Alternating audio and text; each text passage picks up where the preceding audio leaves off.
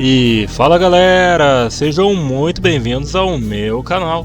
Eu sou o Cribs Killer e estamos de volta com a história da Emily em Alone in the Dark. Então já deixa aquele like, se inscreve no canal e sem mais delongas, bora pro vídeo.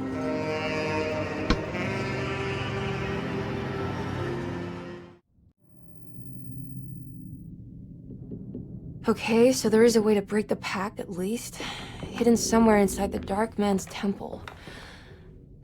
I just need to find it, somehow.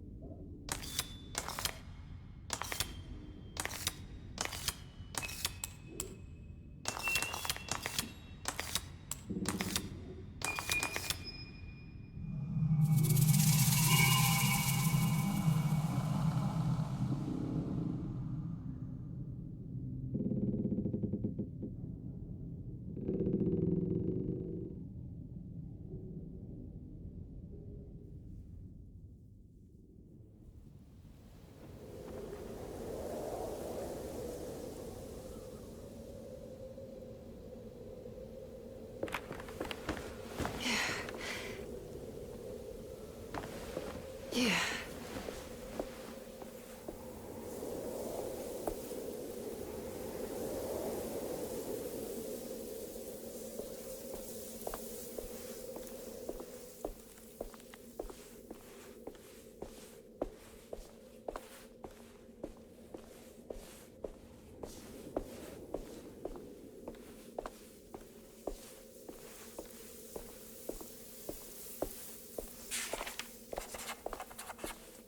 Emily was in a cold and cruel desert. As her feet pushed into the ancient dunes, her mind flickered to the beach in Kingsport, where the shadow of the tall lighthouse crossed the coast like a needle. It seemed so much more sinister than it should. A temple dedicated to the Dark Man, she thought. How is this worth pursuing? This is madness.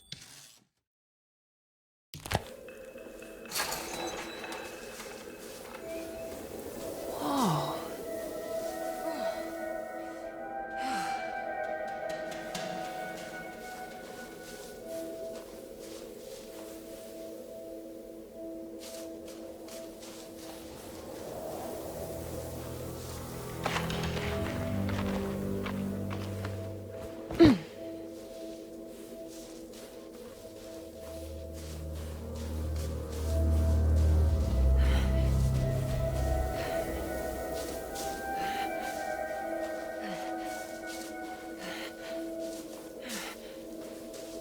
I need to get down there somehow.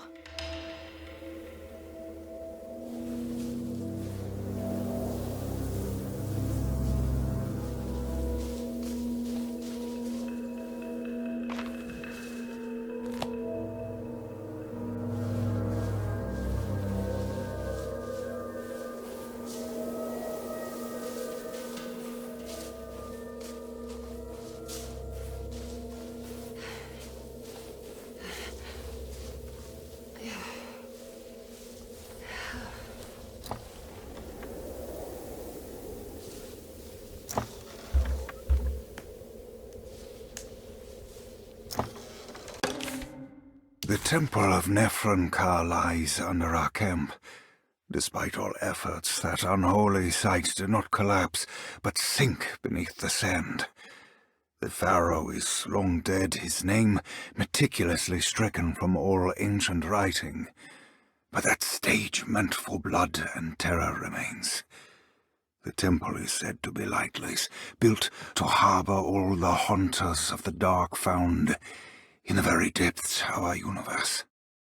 Calling on the gods meant creating a bridge between our world and theirs. The terrible Aldebaran of Taurus, the Black Sun, was seen as the most important star in the night sky, because, according to the Kitab al-Azif, it was said to be the home of that crawling chaos known as Nyarlathotep.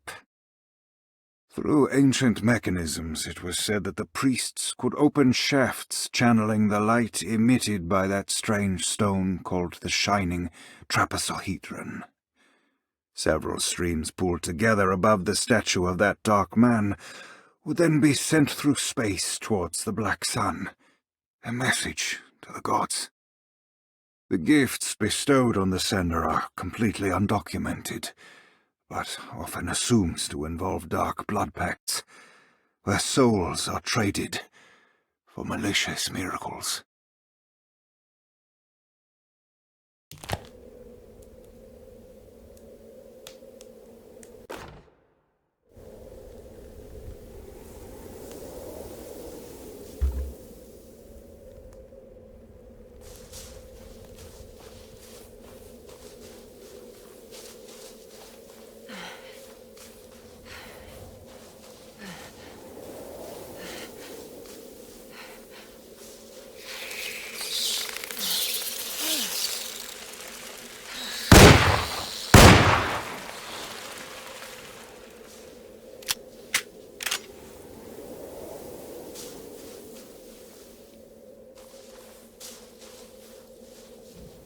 Okay, you can do this, Emily.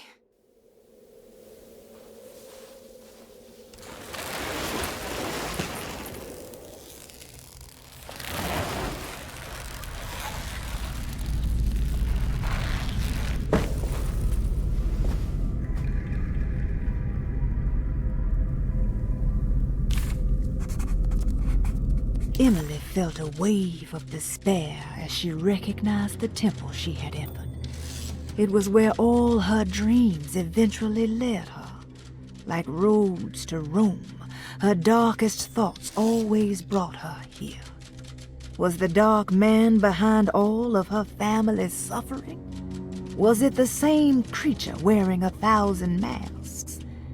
Finally, feeling her own sanity slipping away, Emily steeled herself and set off in a hurry to find Jeremy's contract with the Dark Man, so she could leave this cursed place.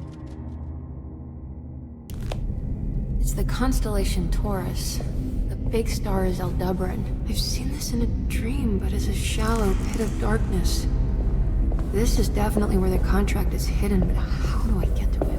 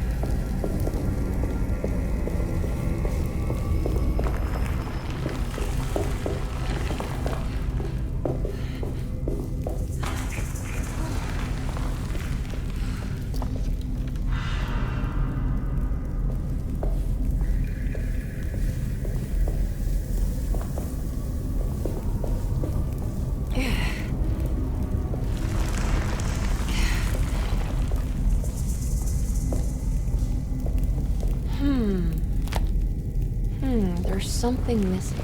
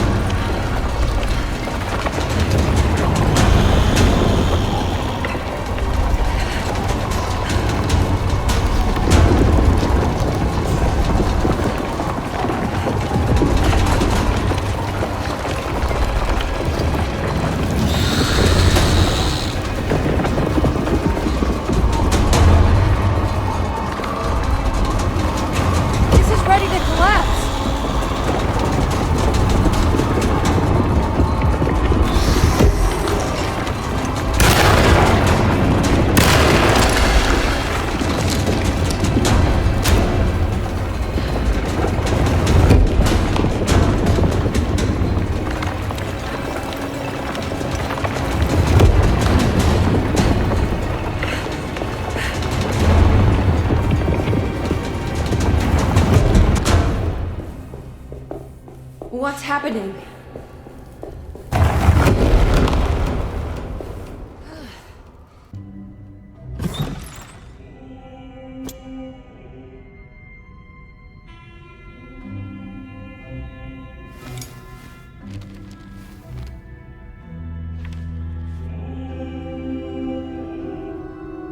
Acknowledge psychological trauma. Break through the barriers of self-deceit, temper manic behavior.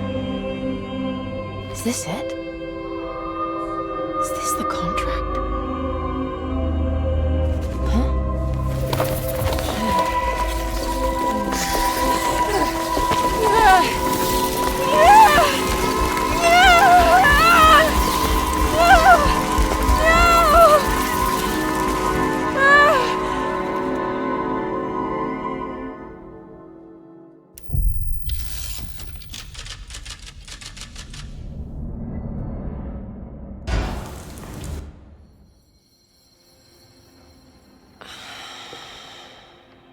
Oh, Jeremy.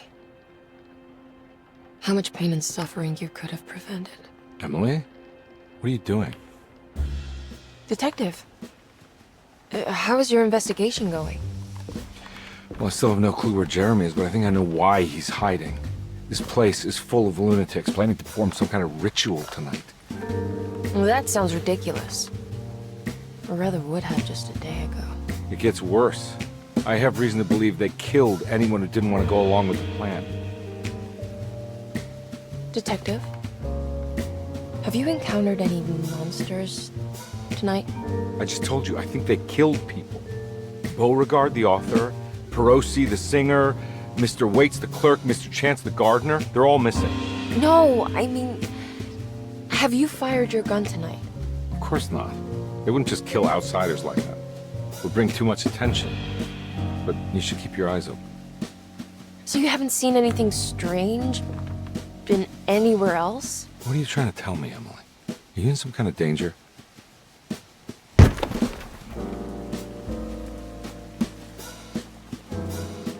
Let me drive you back to New Orleans. I think I have enough. You know, at least get the police to take a look at this case. No, I'm fine. Thank you, Detective. I'll find your uncle, Miss Harwood. Just stay out of trouble.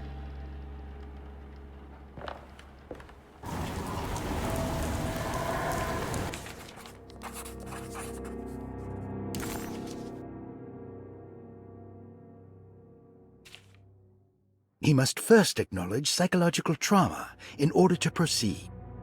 The lying must stop, so we can break through the barriers of self-deceit. Finally, temper manic behavior. Medicine has failed me. Nothing can be done to dispel the hardwood curse. Only the sacrificial dagger may release the despair from Jacob's eye. Yet, doing so would be the doom of Derceto. Let this curse of mine be a weapon for once.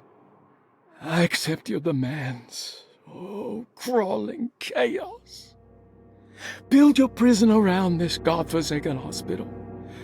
When evil has been starved, I will stay buried forever.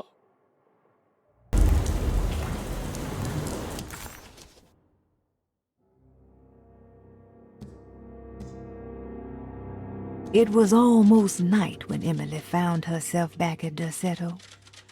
What exactly had she been doing? And what was Detective Conby talking about? Did any of her findings make any sense? All she knew was that she wanted to figure out what the 3 steps to the contract entailed, and how this was connected to Dr. Gray.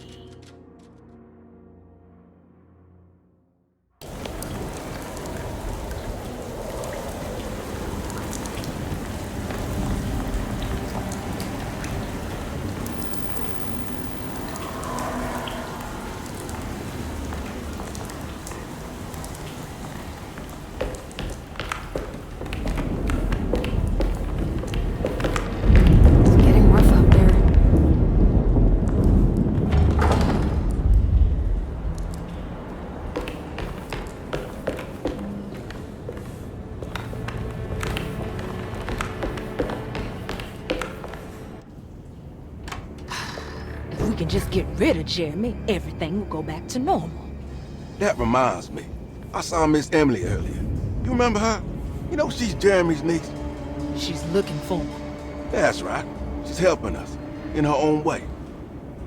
As long as she don't stand in the way of the mother of 1,000 young. I don't think she knows or cares about that. She just helped Jeremy. I've been more worried about that Detective Conby fella. He's been snooping around asking all kinds of questions. God, it hurts. I wish you would stop doing that. Gives me the heebie-jeebies.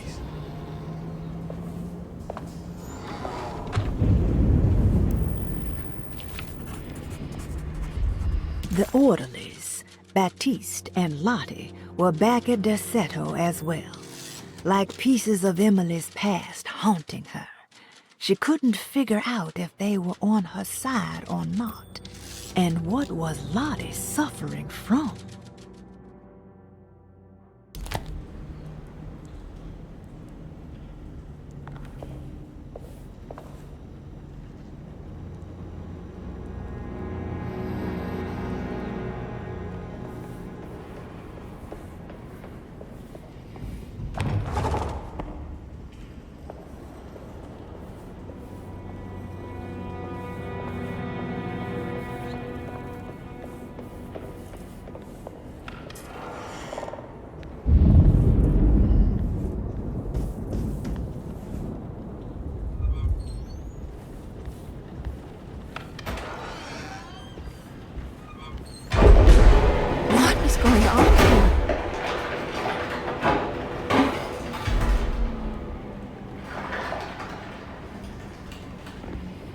blocked.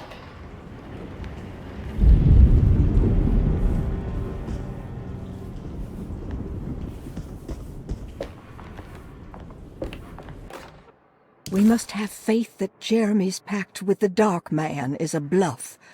If we are lucky, our visitors will find him and prove it's all nonsense before night falls. What is true is our attempt to call on her.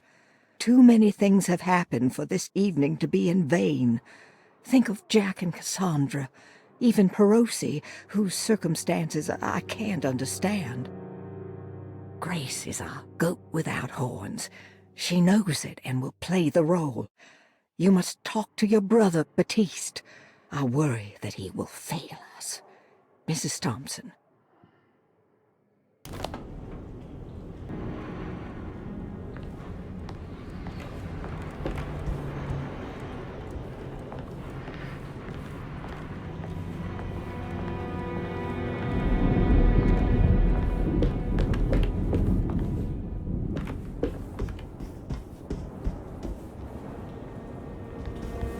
It's blocked.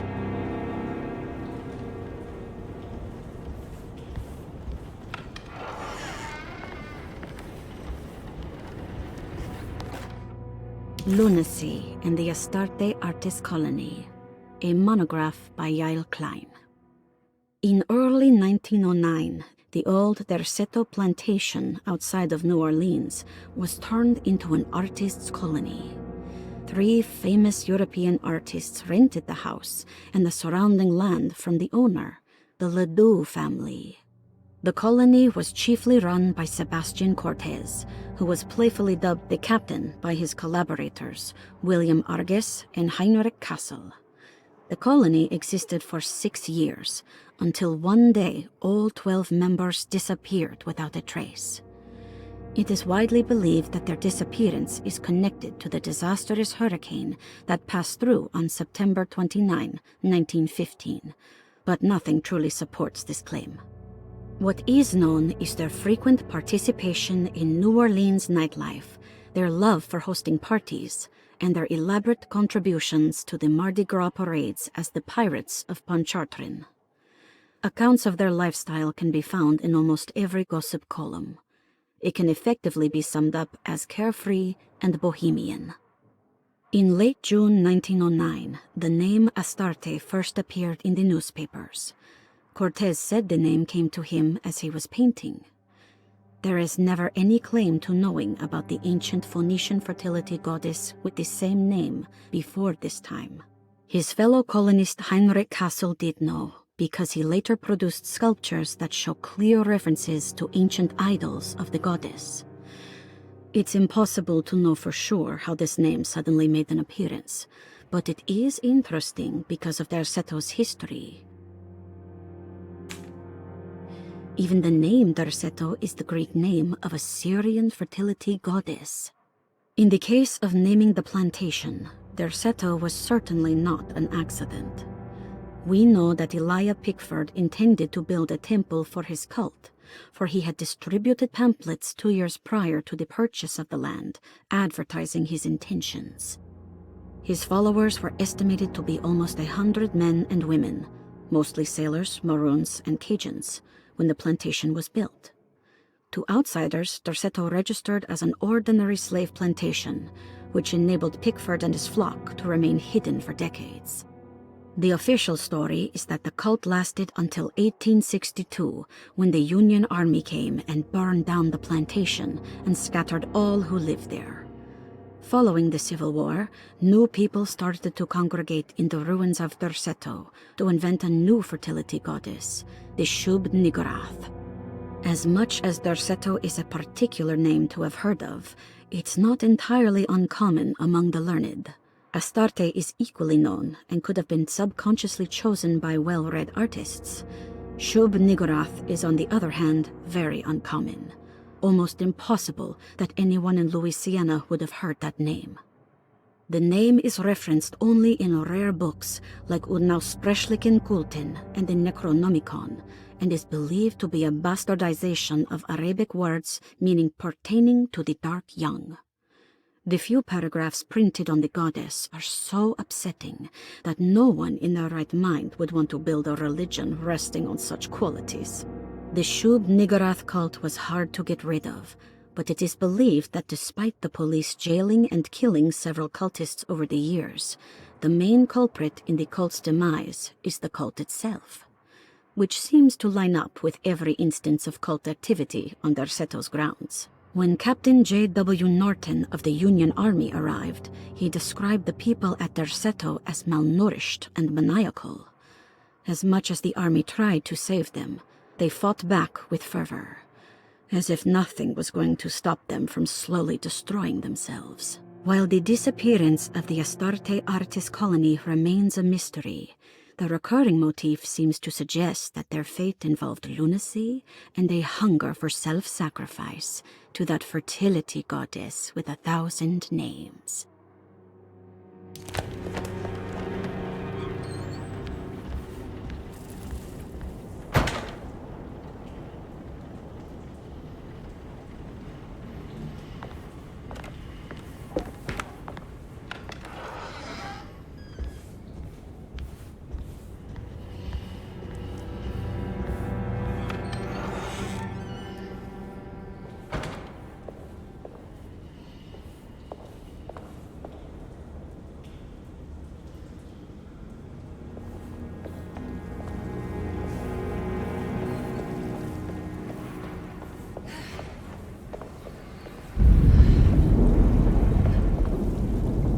It looks haunting in this light.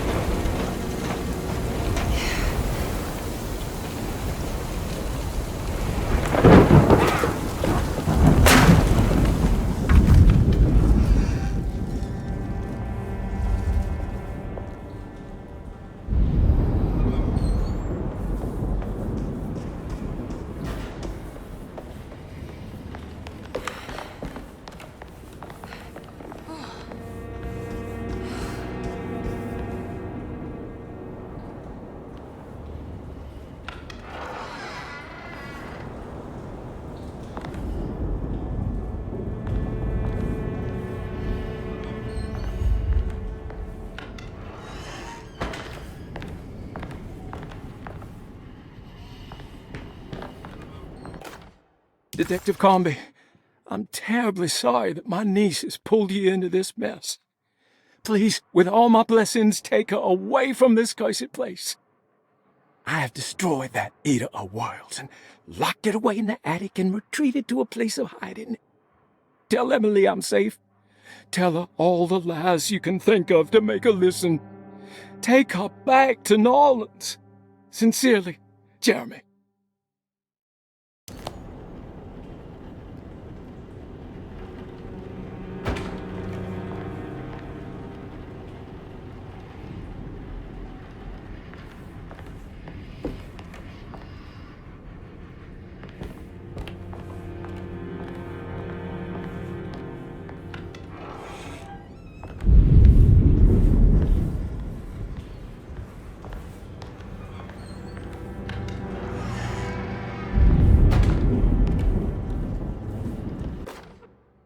Brother, I need you to trust me.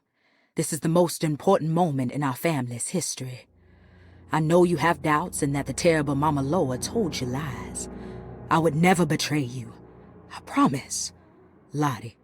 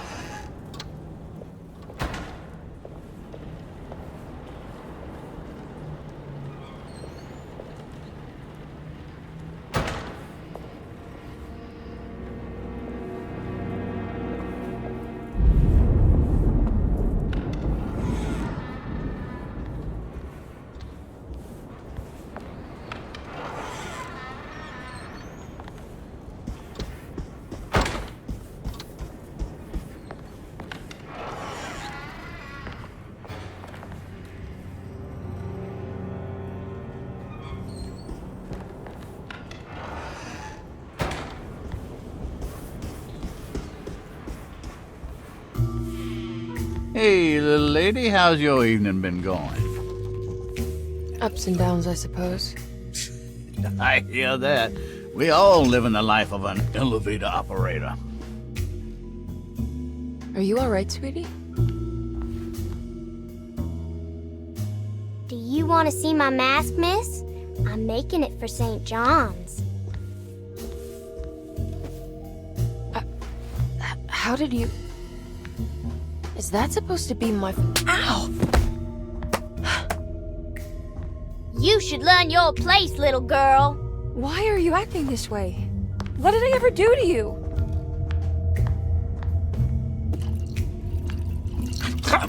Grace! Grace!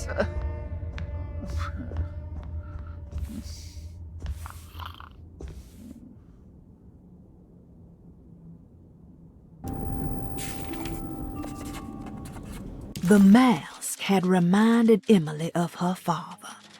It didn't seem like a chance connection, but a purposeful reference made by that child. How could Grace have known what he looked like, and that it would upset Emily so? And why would she use those words? Emily felt like it was beyond strange. It felt impossible. Did it even happen? Was she losing her mind?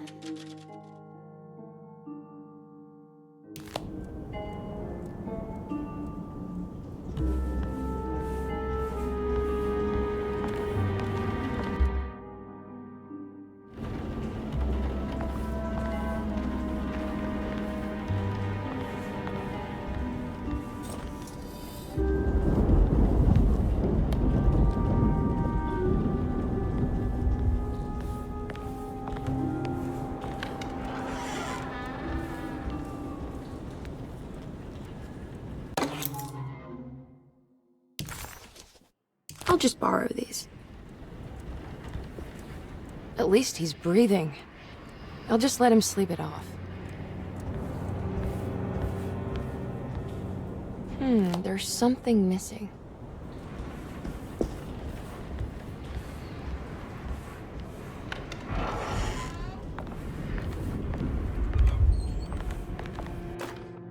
Jeremy knew that the only one who could help him now was the guest in room number 3. The room seemed to have been empty for so long.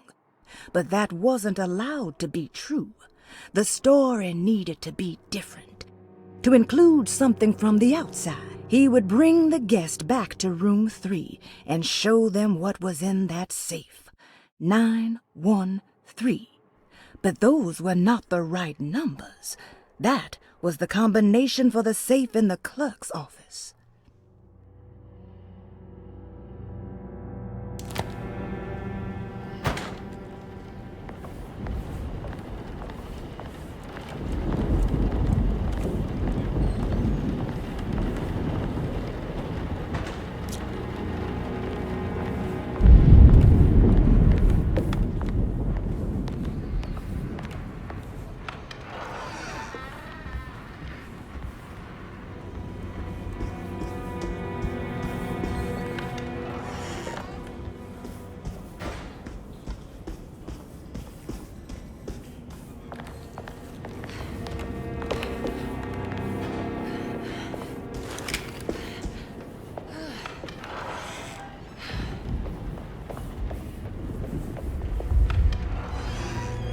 Mr. Waits must have had a spare key to Dr. Gray's office, but I don't know the combination.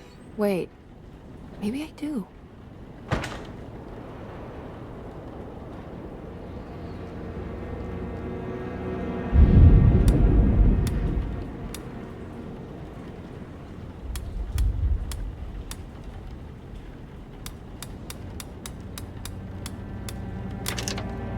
It worked.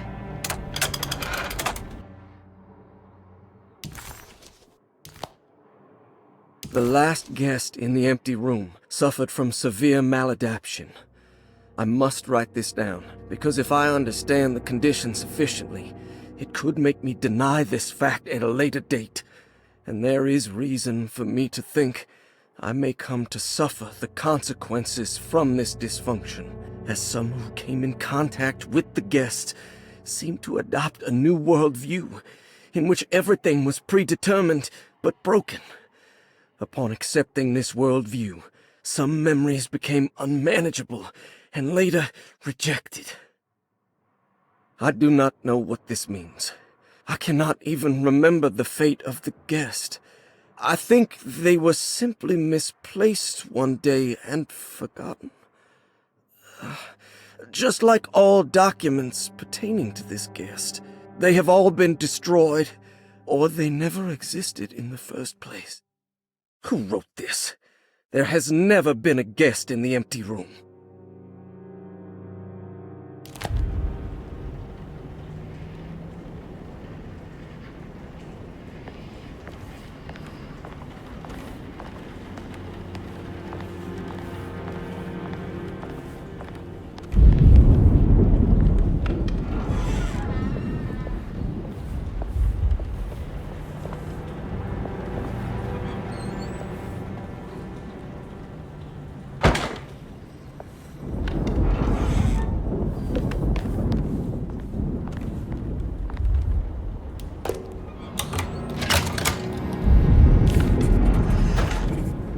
Emily felt lost as she entered the office of Dr. Gray, much like she had the last time she was here.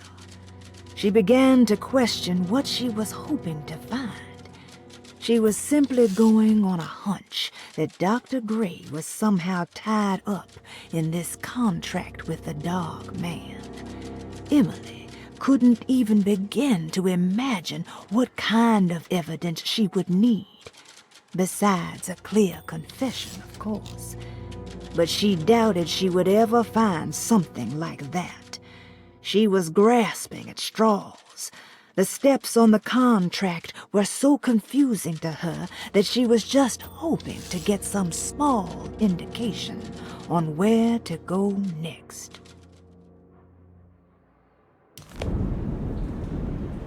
Here we are, Dr. Gray's office. Now let's see if we can find some answers. I have finished tidying up Miss Beauregard's belongings. I will leave it to you to contact her agent and have them collect her things. I found one of Grace's drawings she might want back, along with this key in her room, which I believe you've been looking for, Mrs. Thompson.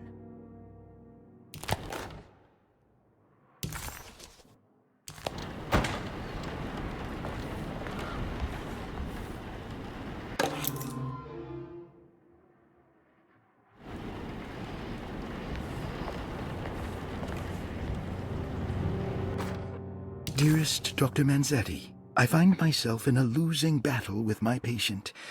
As I've disclosed in my previous letter, his delusions have him completely captured. It's bad enough that he is torturing himself with paranoia, but his madness turns out to be quite persuasive to others, effectively laying the ground for mass delusion. I am writing to you in hope that you can give me some guidance. Beyond my ambition to avoid devastating surgery on my patient, I have grown worried about my own defenses. The words of my patient are deranged, yet they often resonate with something primitive within me. I have tried photographing his brain with X-rays. It was surprisingly difficult to get good results. Dark blotches on the plates kept obscuring all details. My patient looked at the bad plates and cried out in terror, telling me the dark areas was the shadow of the worm, eating him from inside. I could not see anything out of the ordinary. I hope this is a sign that my mind is not as receptive to the madness as I had feared. After further inquiry, my patient described the shadows inside his mind as some kind of chthonic monstrosity that wants to undermine his sanctuary. This is clearly a reference to a place he calls Teroea, a sort of library or convent that works as a psychological haven. With this imaginary haven threatened by this Chthonian, he has now constructed another, less pleasant hiding spot. Lately, he has been bringing up a metaphor of a steamboat that has run aground. that he feels like he needs to start the engines and reverse, but he is afraid that the hole in the hull would cause the whole ship to sink. I've been watching him turn this metaphor into reality for the last week. He knows it's made up, but he is doubling down, trying to make it a real memory. I feel certain that this is my chance to break through the barriers of his self-deceit.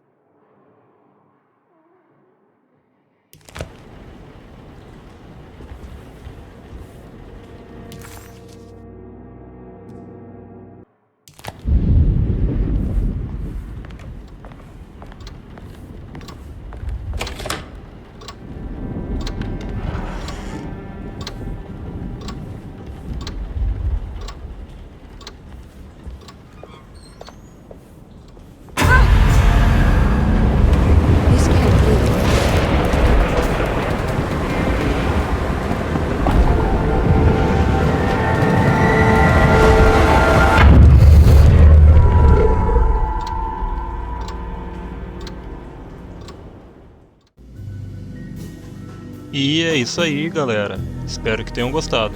Não esqueçam de deixar aquele like, inscrevam-se no canal e nos vemos no próximo episódio. Um grande abraço. Valeu, falou!